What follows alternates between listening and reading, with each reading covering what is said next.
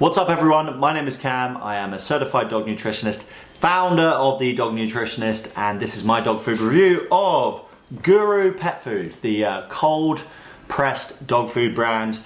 In the review we'll look at their surf and turf recipe, but if you have bought a different one, that does not matter. They all follow a very similar recipe pattern, so watch this and you'll get a great understanding of whether the food you've bought is good for your dog. In the review, we'll look at the ingredients, discuss what they are, whether they're healthy, why the dog food company has put them in there. We'll also talk about the processing, the cold pressing of the food. And additionally, I'm going to talk about what the healthiest diet is for a dog, how we know that. I know that that's information that all dog owners have been looking for, but there's so much conflicting information online. All the different pet food businesses trying to push their particular products. Vets, just a mouthpiece for big pet food companies as well, and online forums are terrible. So I've included that in the video just to help you best understand your dog and to use nutrition to keep them happy, healthy and alive longer, because that is the power of good nutrition. And finally, I'll talk about how you can do that in a cheap and affordable way. So enough of that intro, let's get into the ingredients of the surf and turf recipe. Dried ground beef makes up 30%. Dried beef is powdered beef. And as far as I know, you cannot cook beef into a powder by cold pressing it. They have taken that pre-processed ingredient that does actually need some heat to turn it into a powder, and probably a lot of heat, and yeah, they cold press that into a nugget, but that hasn't been cooked at a cold temperature. Dry ground beef, low quality protein source, powdered food, has been cooked. Is that deceptive? I'll leave that to you. Then you have brown whole grain rice, which is thermally pre-treated. Interesting that they haven't said that about the dried ground beef. It may be, I don't know how they could do it, cool beef into a powder. I don't think that's possible. But the thermally treated whole grain rice is 29%, which is too high, too much rice. I would say maximum 20% of the food should come from carbohydrates, and there's probably going to be more in this recipe, which will mean that the carbs are way too high. Dried ground sea fish, again, this is a powdered food, which most likely needs high temperatures to create.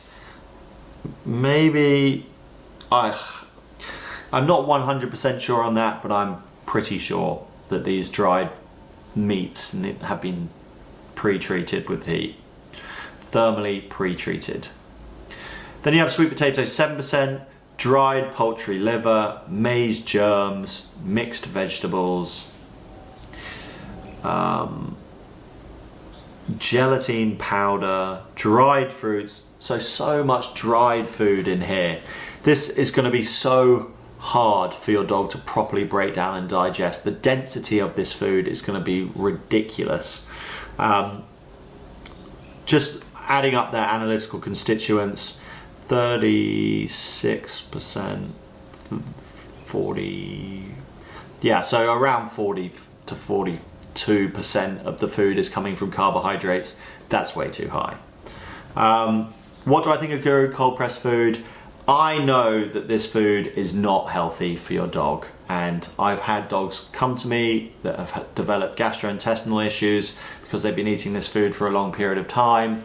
It is a dense, thick food, and whether it has been cold pressed or not, there's still been some ingredients that I think have been thermally pre-treated, and yeah, wouldn't recommend. Please do watch what the healthiest diet is for a dog, how we know what that is, so you can use that information to protect your dog and live their best life, live your best life with them.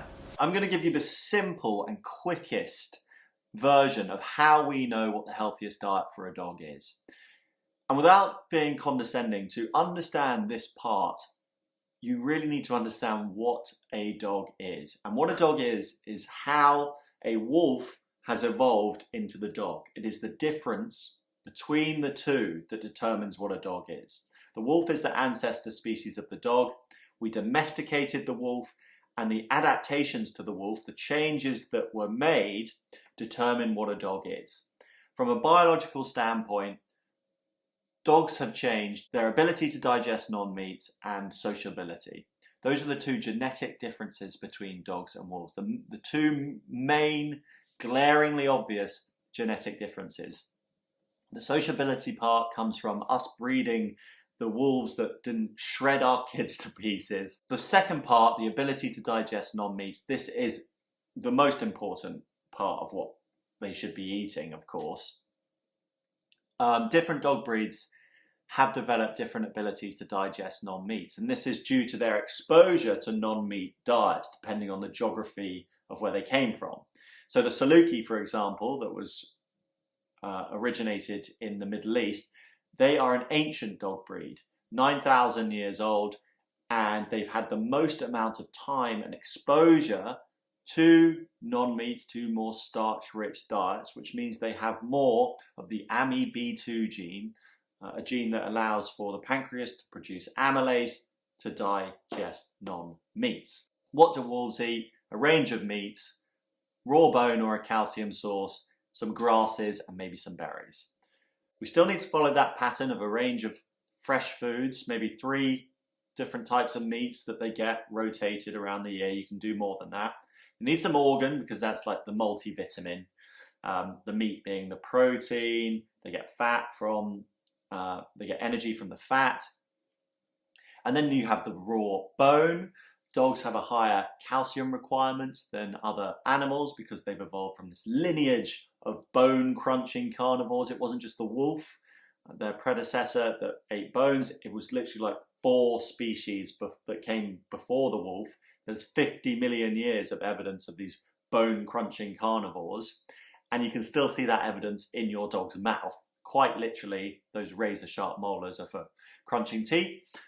Other evidence that dogs should be chewing bones is that periodontal disease is one of the most common issues that face modern dogs, and that's because they're not chewing bones, they're not getting raw bones. Then you have the non-meats, and you can use the vegetables that your dog enjoys, or the ones that provide health benefits. You can use fruits like berries, which have been shown to be anti-cancer, apple, just incorporate these non-meats into your dog's diet. In terms of carbohydrates, I don't recommend you go over the 20% mark, and try to use squash and sweet potato, which are easiest on your dog's digestion. That really is how you piece together an understanding of your dog's digestion. It is the difference between the wolf and the dog, and the differences aren't that big. Then you look at your own dog, you incorporate ingredients that work for them into that model, and that's how you keep your dog super, super healthy. All of that stuff on balancing all these diets, the NRC, National Research Council, the AAFCO feeding requirements, the FED-IAF feeding requirements, it's all nonsense. It's all total bullshit designed to scare you off making food. Look at any animal that exists. They just get a range of different things, but they stick to a general balance. If you want to understand how to do that, or if you need recipes, get the Ultimate Doggy Handbook. I don't know why I call it that. Get the Ultimate Dog Food Handbook. And also I've got a free dog nutrition course here on YouTube that you can watch to learn more. All right, so that's how we know what the healthiest diet for a dog is. How can you do that at a cost-effective rate? Because meat prices are extortionate. Dogs need lots of meat.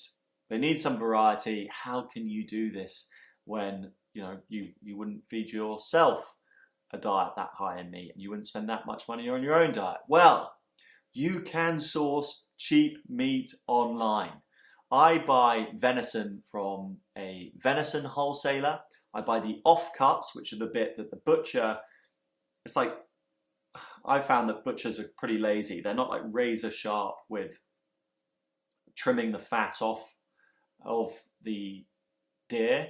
and they leave loads of meat on there. And you buy the offcuts and you just separate the meat from the fat, and it only works out to be about £5 per kilogram. You have all this lovely wild reared venison meat for £5 a kilogram, and that is pretty much cheaper than any dog food you can get. Once you can source meat for around, £10, less than £10 a kilogram, you can make a homemade meal for your dog cheaper than buying a pre-made meal. And those meals are made from fresh foods, ingredients your dog likes, so healthy, so natural, so healthy. It's going to keep them out of the vet, and it's going to save you money in those vet bills, and it's most importantly going to mean that you get to spend as long as possible with your dog.